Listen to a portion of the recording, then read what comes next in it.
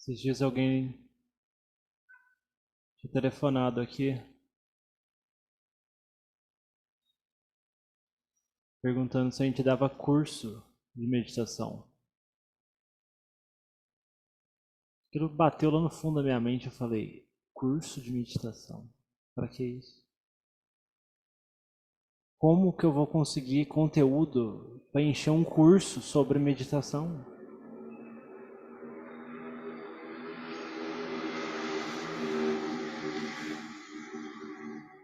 Depois de ter treinado nessa tradição de floresta da Tailândia, que é super simples, a palavra curso de meditação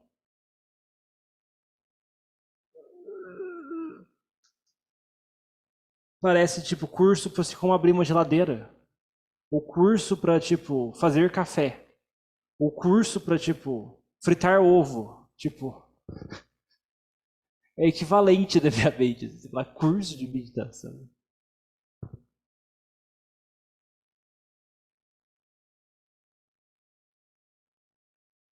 Não, e várias semanas, né? Tipo, é um negócio de um programa de várias semanas, um curso, meu Deus.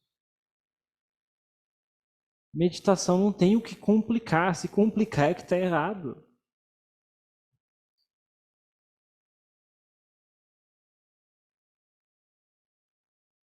A gente não precisa saber um tanto de nome. Para fritar um ovo, a gente não precisa saber quais são as moléculas, quais são os carboidratos, quais são as proteínas, quais são, tipo, os aminoácidos que tem no ovo. A gente pega o ovo, taca na panela e frita. Ou taca no micro-ondas e frita. Aqui é a mesma coisa.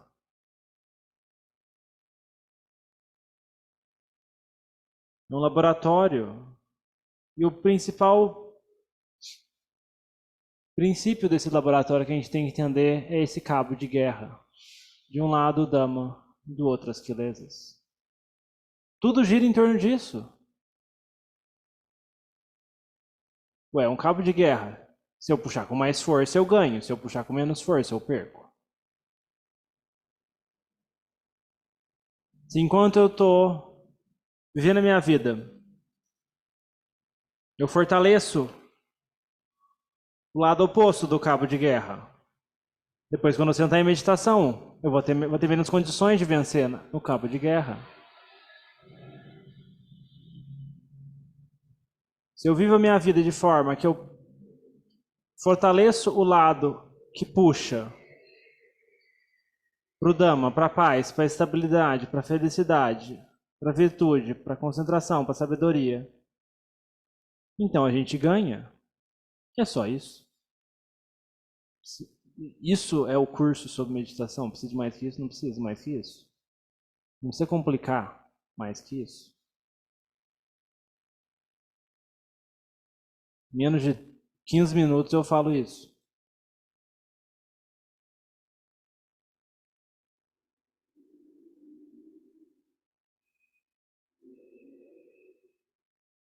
Dá para ensinar para qualquer pessoa, mesmo que não tenha ensino superior, que não tenha feito uma faculdade, que não tenha lido artigos sobre psicologia, ou seja lá o que for. Não precisa complicar. A gente não precisa saber nome de coisa, a gente precisa fazer as coisas acontecer e testar, fazer experimentos dentro desse laboratório.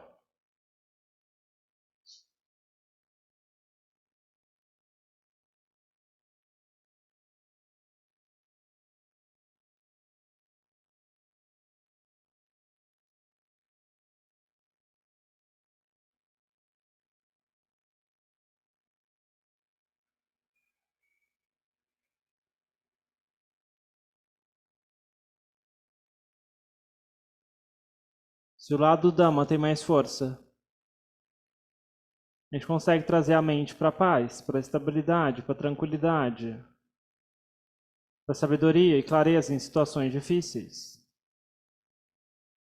Agora, se o lado do Dhamma é mais fraco, no cabo de guerra, então a mente vai estar agitada, vai ter caos, vai ter bagunça, vai ter instabilidade, vai ter sofrimento, vai ter emoções negativas, vai ter raiva, vai ter cobiça, vai ter ilusão, vai ter frustração e várias outras coisas.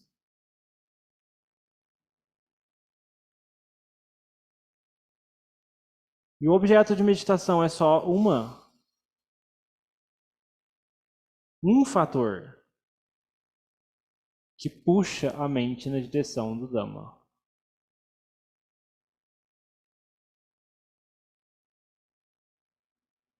Ele sozinho não faz muita coisa.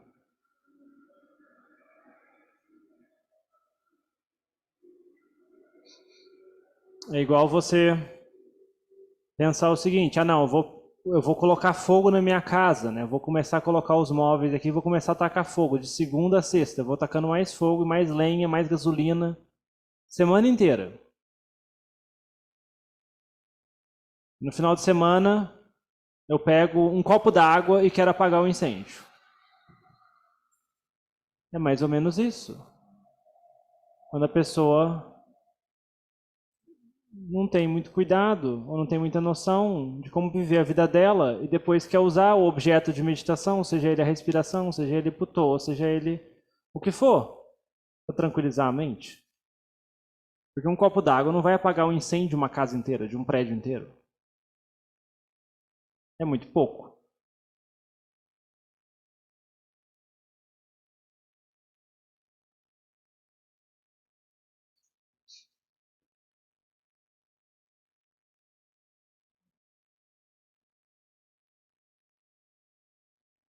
Outro símile, né? Tipo, a pessoa quer ter dinheiro na conta no final do mês, mas todo dia ela vai lá e gasta, gasta, gasta com isso, gasta com aquilo, gasta com aquilo.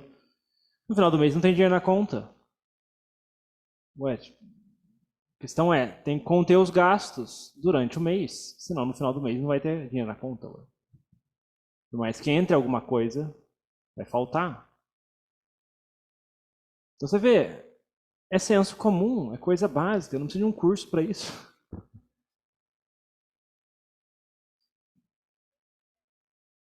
E o Buda dá esse programa completo, esse treinamento completo para a mente, de condições que nutrem a mente para que possibilitam essa paz, que possibilitam a mente ter paz. E que todo esse Dhamma vai ser contra a direção das impurezas, da cobiça, da raiva e da ilusão.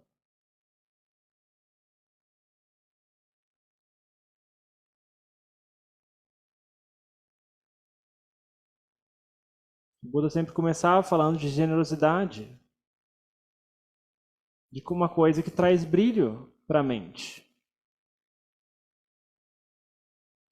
que vem de abrir mão, que vem de cuidado pelo outro, de metta.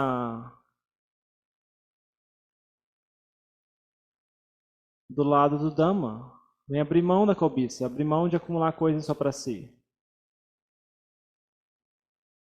guardar o tempo só para si, e etc.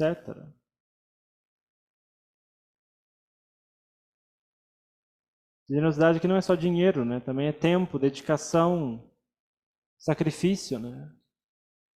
Todas essas coisas trazem boas qualidades para a mente de quem pratica. Você vê, não adianta ler sobre o assunto, tem que praticar. Ler sobre o assunto não resolve nada. É igual ler sobre musculação sem levantar peso. Você vai continuar sem músculo. Ou igual ir num restaurante chique, pedir o cardápio e comer o cardápio. Você vai continuar com fome.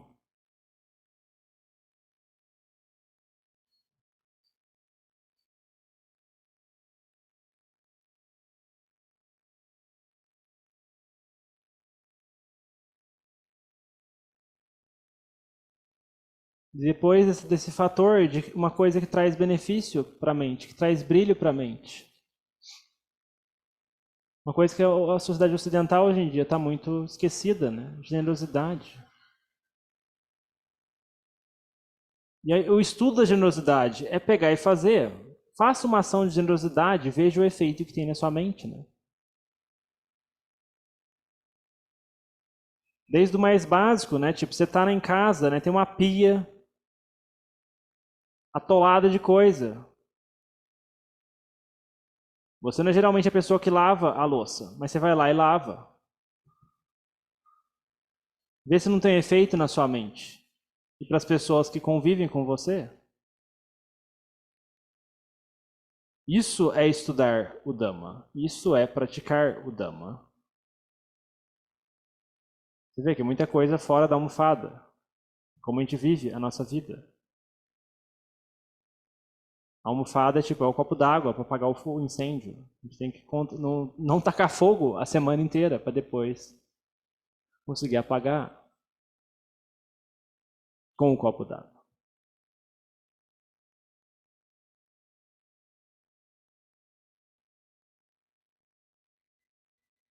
E generosidade não é muito difícil de praticar. O Buda falava que mesmo que se alguém joga alguns restos de comida no lixo, pensando que alguns seres se beneficiem disso, né? Sejam eles vermes, sejam eles minhocas, sejam eles o que for, moscas. Que alguns seres se beneficiem por isso. Isso já é mérito, isso já é. Tem um efeito na mente de quem pratica isso. Se a gente faz com intenção. Igual a nossa prática dos cânticos agora há pouco.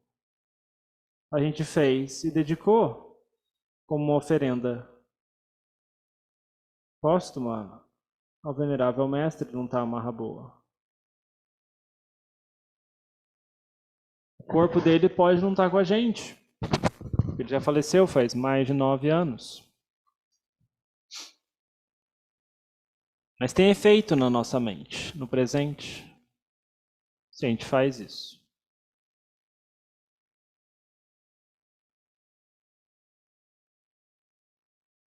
Então, o primeiro passo, colocar as coisas que trazem brilho para a mente, que trazem essas qualidades de sacrifício, de generosidade, de metta. E o segundo passo que o Buda coloca é justamente filtrar os buracos por onde pode vazar, ou que pode obscurecer o brilho da generosidade trazida para a mente. Tendências que vão minar a nossa prática. São como buracos num balde. Se a gente está tentando encher um balde, o balde está cheio de buracos. A gente não vai encher nunca. A gente tem que tampar os buracos. Não é a gente colocar água de coisas, uma água pura no balde, sendo que está vazando. Tudo bem que esse balde está cheio de furos, né? É difícil de fechar todos, né? Mas à medida que a gente vai colocando água, a gente também tem que buscar fechar os buracos por onde vaza a água.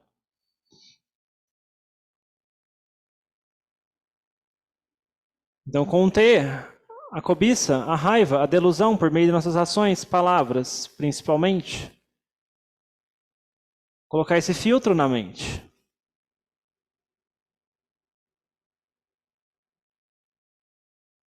Se alguém fala alguma coisa e nos irrita, a gente putou. Itipiso Bhagavara Hansa Masam Puto Vidya Jaranasampano 9 vezes, 20 vezes. A gente não age com base na raiva, a gente busca mudar o curso das nossas ações.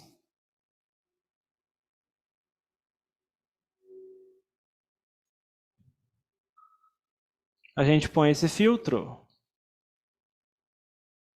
A gente busca se desidentificar dessas tendências. Isso não é a gente.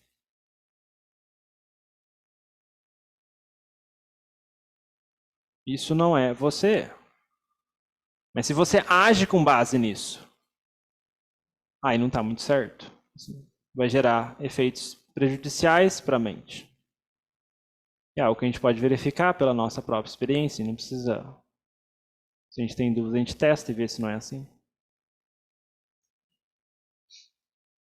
Mas se a gente contém, se a gente muda esse curso, então a mente fica mais protegida, as qualidades benéficas ficam mais protegidas. Na hora da meditação também vai ficar mais fácil, porque a gente vai ter menos identificação com as tendências que criam problemas na mente.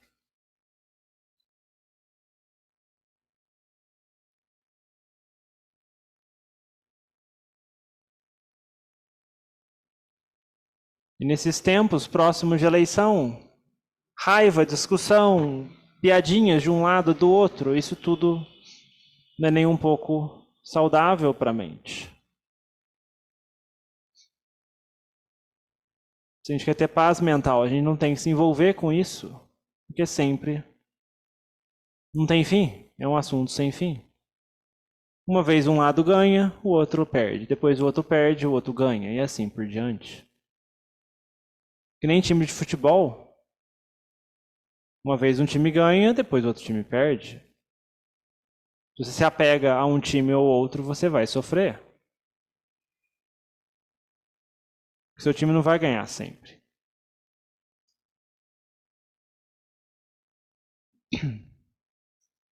Então a gente tem que ter meta para compensar essa raiva. Compensar isso. Mas a gente não tem, é difícil ter meta, a gente tem que aguentar com o putô, com o itepissô. Mudar o curso das nossas ações.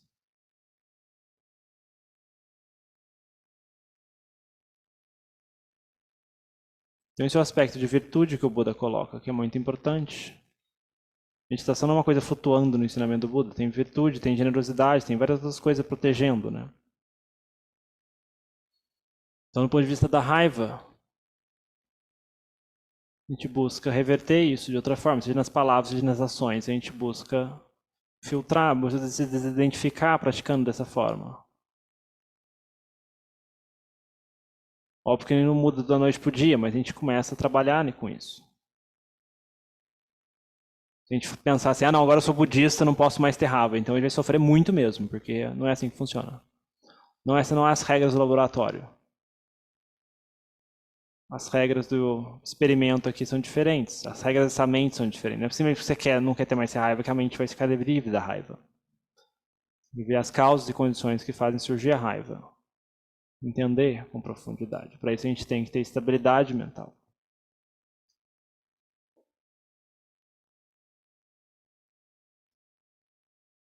Então, nas palavras, a gente busca filtrar, nas ações, a gente evita destruir outros seres vivos diretamente pelas nossas ações. Do ponto de vista da cobiça, a gente evita tomar coisas que não sejam nossas ou que não nos foram dadas. Então, a gente põe um limite na cobiça para não causar dano aos outros e à nossa própria mente.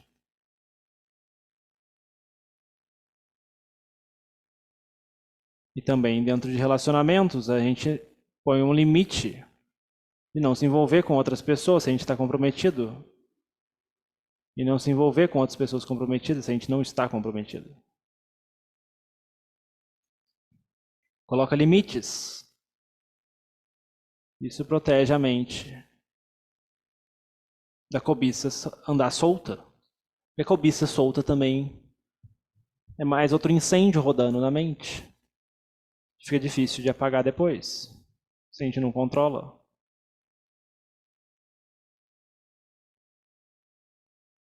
E não só afeta a nossa mente, mas as pessoas ao nosso redor também.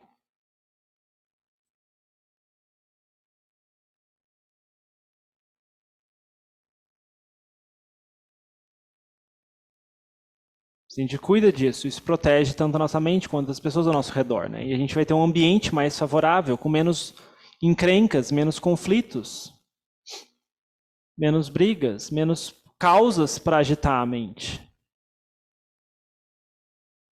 E tudo isso facilita a mente a ter paz. Ver que a paz não é uma coisa que um objeto de meditação resolve, é uma coisa construída.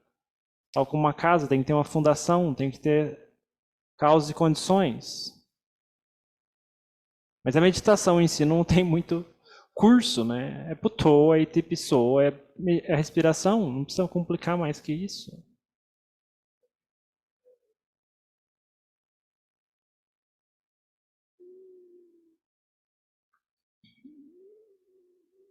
E é um experimento, né? O Buda teve uma experiência, né? Ele ensinou tudo com base nessa experiência, né?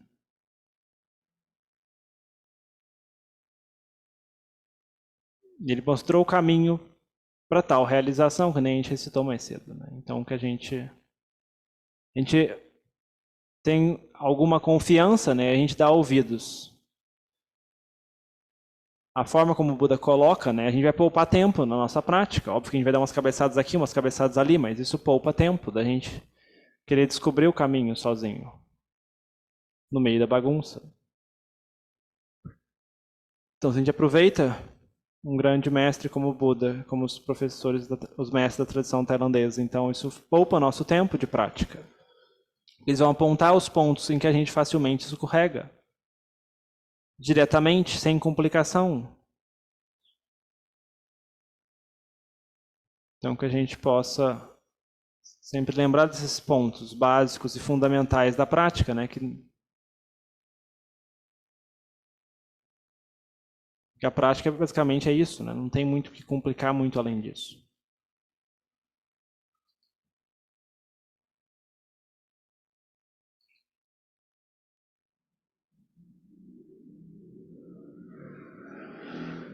No aspecto da virtude ainda, a gente...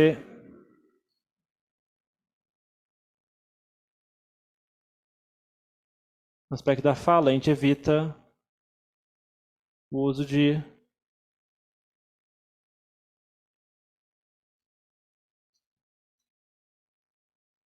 mentiras para obter vantagens, para enganar pessoas e para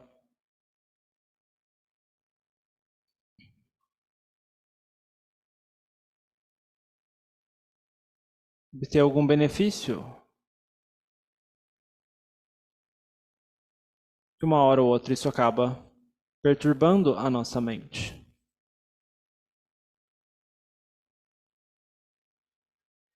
Gera desconfiança, gera caos, gera bagunça. A gente evita o uso de substâncias que causem a mente a ficar confusa. Senão, como não ter clareza para refletir e ver as coisas acontecendo nessa mente.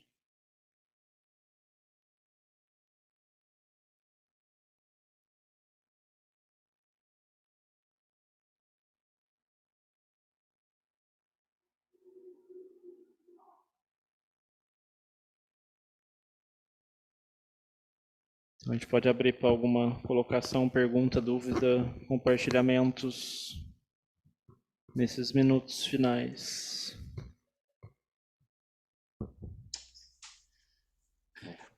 Então, só aquele preceito do Kamezu Michachara Ueramanice Kapadan Samadhyami, abster-se de comportamentos sexuais inadequados. Eu não teria também que englobar nisso os desejos por comida, por som, por sabores, sons e outras coisas? Não entraria junto ou é só exclusivamente sexuais? Nesse preceito, exclusivamente sexuais, mas do ponto de vista geral da prática, né? Assim, essas áreas que você citou, né, como comida, como distrações, sim, são outras coisas que têm que ser olhadas também, porque se a gente se... Mas eu digo, não está incluso no preceito em si, entendeu? Assim, é importante olhar para isso, mas isso não está no preceito em si, entendeu? Mas assim, eu digo que, assim, como para praticantes leigos, né, tem os 8 preceitos lá, né, que aí tem a questão dos entretenimentos, a questão de comer depois do não comer depois do meio-dia, né? Mas, assim, se a gente consegue praticar isso, né, diminuir, tomar cuidado com os alimentos, tomar cuidado com as distrações, isso vai gerar benefício na nossa prática, mas eu digo, no preceito, terceiro preceito em si, é coisa sexual em si, não é essas outras coisas. Não, como é que fala? Essas coisas, no Ocidente tem uma tendência das pessoas adicionar muita coisa nos preceitos, de forma que fica impossível. Exemplo, tem uns grupos aí que, tipo, eles vêm com uma ideia de que, tipo, não, você morar num país capitalista como é que chama, já é contra os 5 preceitos, né? Tipo, então, assim, aí é fácil, né? Tipo, é muito conveniente. É impossível manter os 5 preceitos, então eu tenho que mudar para Cuba, sei lá, ou mudar para outro país comunista, alguma coisa para poder manter os 5 preceitos, né? Então, assim, vira uma desculpa, é muito conveniente você falar isso. Não, é impossível manter os preceitos, porque, assim, o sistema é injusto e isso, aquilo. Então, assim, você vê, é complexo, né? Aí, quando eu ouço isso, eu falo assim, é a voz das quelesas falando, né? Porque é muito confortável você falar isso, né? Aí você fala assim, não, então não preciso nem me preocupar com nada, porque não tem uma linha nítida definida, né? Então, assim, os preceitos a gente mantém, os 5 preceitos a gente mantém uma linha bem definida ali, né? Vai ficar bem fácil de manter. Bem fácil de manter, não. Também na linha das quelesas, não ficar fácil demais ao ponto de, tipo, degenerar a coisa, mas é uma linha, tipo, no precipício ali, tipo, não pular ali, né? Agora, É que eu outras vi coisas, alguma né? coisa sobre desejos sensuais, e aí eu imaginei que, além dos desejos, eu me absteria também dos desejos sensuais, que Não, seria não, não, não, não, a não. língua, Naquele a visão, preceito é essas só sexual. É coisa de tipo, é coisa de traição. O terceiro preceito é sobre traição e sobre envolver-se com outras outras pessoas. pessoas. Isso. Esse preceito é exclusivamente sobre isso, entendeu? Não, não Tá, expandir demais. Essa visão não tem fim. Se falar assim, tipo, ah, não, então. Ah, assim, quando você traça a linha em traição e coisas que envolver com pessoa comprometida, é muito fácil de manter. Agora você fala assim, ah não, se eu, tipo, comer um doce, quebrei o terceiro preceito. Então é muito difícil de manter, porque, tipo, ah não, eu comi um chocolate, então eu já não quebrei o terceiro preceito. Então, tipo, ah, fazer o quê, né? Tipo, então, assim, fica uma coisa muito. tá bom. Vira Estou contemplado. Obrigado. nada. Douglas, como que foi para você? Primeira vez? Muito novo? Alguma dúvida? Pergunta? Como é que foi a meditação? Não, eu gostei. O meu maior problema mesmo é a questão das dores físicas, né? Mas aí eu sentei na cadeira, mas eu gostei. Confesso que a questão do Pali também eu me um pouco assim, não tô acostumado, né? Mas Oi, a questão tranquilo. do? Do idioma lá no Pali, né? Ah, sim, sim, o cântico. Aham, o cântico, isso. Mas pra mim foi bom. Obrigado. Nada. A coisa das dores físicas, né? Assim, é bom, é importante a gente ter uma postura razoavelmente confortável. A gente sentar e começar a sentir dor já não tá certo. A gente tem que arrumar uma postura minimamente confortável, estável. Não ser aquela coisa idealista de sentar em lótus completo, né? Ser uma coisa tipo. As pernas paralelas é ok já, né? Tipo, uma perna sobre a outra também é ok. Ou então sentar numa cadeira sem encostar as costas, né? Com os pés no chão, né? E tem a meditação andando também, né? Então, assim, não ter essa coisa de tipo. Meditação é lutar contra a dor física. Não, isso é coisa para praticante mais avançado, né? Então, assim, a gente tem muita dor física, primeiro, a gente busca ajustar a postura, a gente busca sentar numa cadeira, mas tipo. Ah, não, meditação e lutar com a dor física. Então tá errado, não tá muito certo, assim, porque aí já vai. Como é que fala? Para lutar com a dor física tem que ter um nível de estratégia bem maior, né? Então a gente não. Como é que fala? É a mesma coisa que você querer, tipo. Sei lá, você começou a aprender a lutar boxe tailandês, aí tipo você é colocado no ringue com um campeão mundial ali, né? Tipo, você vai apanhar, né? Tipo, não vai dar muito certo isso. Não vai dar muito certo. Então, assim, a dor física é tipo um campeão mundial de boxe, né? Então, assim, para lutar com ele, você tem que estar bem preparado, né? Então, não tenta fazer isso no começo, né? Então, assim, no começo a gente tem que preparar no nosso campo de treinamento para depois entrar nesse king e conseguir alguma coisa com ele, né?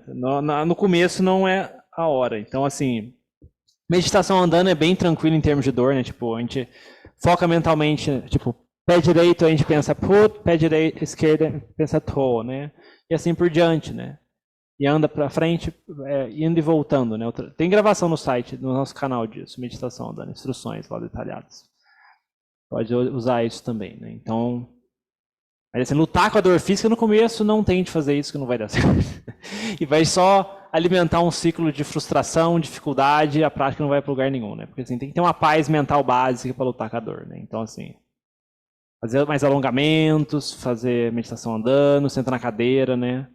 E assim, na medida do possível, fazer meditação sentada também, né? Então, assim, tenta por esse lado que acredito que vai ser mais viável. Alguém mais? Alguma coisa?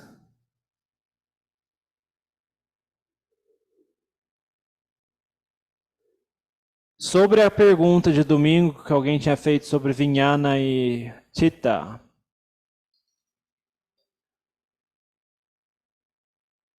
me veio outra símile agora há pouco.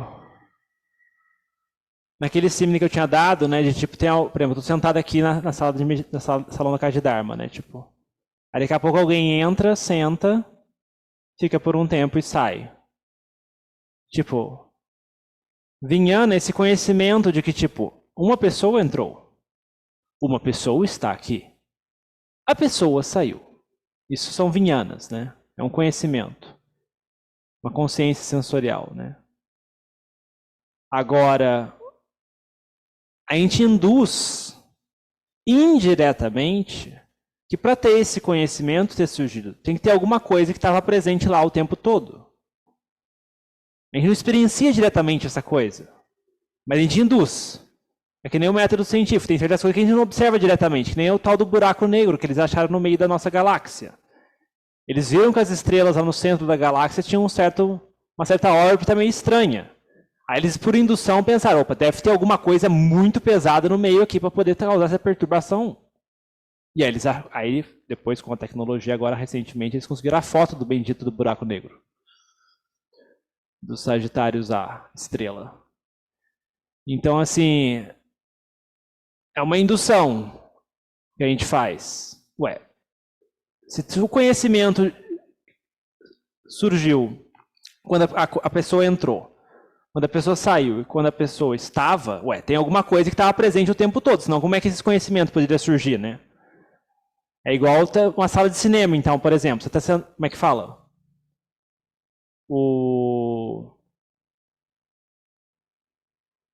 A pessoa, como é que fala? Como é que fala? Surge o conhecimento, né? O filme começou. O filme está ocorrendo, o filme acabou. Tem que ter um espectador constante ali sentado, senão como é que esse conhecimento iria ter surgido, né? Então a gente induz que tem alguma coisa ali. E essa coisa que a gente chama de que está ali, né? O observador seria a Tita, né? Tipo, então assim, a gente não experiencia diretamente, né? Então é bem nublado, a gente faz uma indução, né? Mas assim, à medida que a mente vai se aprofundando mais, né? A gente vai vendo mais os lados da Tita, né? Tipo, as propriedades mais profundas, que não tem a ver com os 5 agregados. Não sei se isso ajuda de alguma forma com a colocação, mas é um tema meio obscuro mesmo.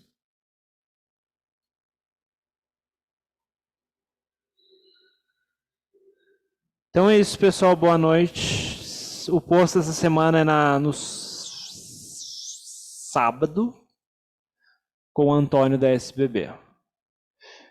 E é isso. Quinta-feira tem o grupo de quinta. Não temos mais nenhum recado por hoje. Então é isso, pessoal. Boa noite. Até a próxima.